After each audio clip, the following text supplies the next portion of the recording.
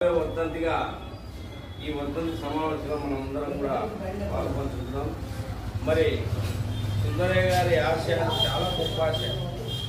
ఎట్లాంటి గొప్ప ఆశయాలంటే భార్య పిల్లలకు బంధుత్వం ఉంటుందని చెప్పి భార్యాభర్తలిద్దరూ కూడా ఈ పేద ప్రజల కోసం వీళ్ళందరికీ న్యాయం చేయాలంటే మనం నాయకత్వం వహించడం ఒకటే కాదు, ఇద్దరం కలిసి కూడా కుటుంబ నియంత్రణ పాటించాలని చెప్పి పిల్లలనే మమకారం లేకుంటే పేదలకు, కార్మికులకు, కర్షకులకు న్యాయం చేస్తున్న ఉద్దేశంతో ఆదర్శంగా నిలబడినటువంటి సుందరయ్య గారి, లీలావతమ్మ గారి ఇద్దరు కూడా పిల్లలు పుట్టకుండా ఆపరేషన్ చేసిన చరిత్ర ఆయన గొప్పది.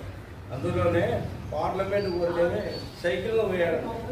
ఇప్పుడు మనం చూస్తున్నాం పార్లమెంట్లో వాదోపవాదులు, చర్చలు వేసి మాట్లాడుతుంటే సుందరయ్య గారు మాట్లాడాలంటే సభ అంతా కూడా చూస్తున్నదట.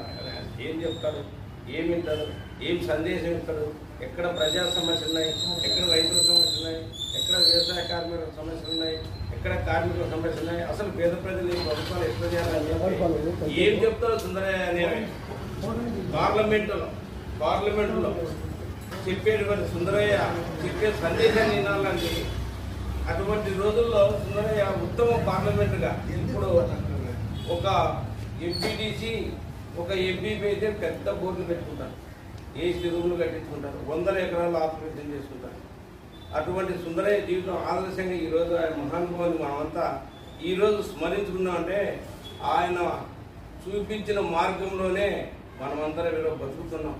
బ్రతకడానికి ఇంకా పైకి పోవాలని చెప్తాను.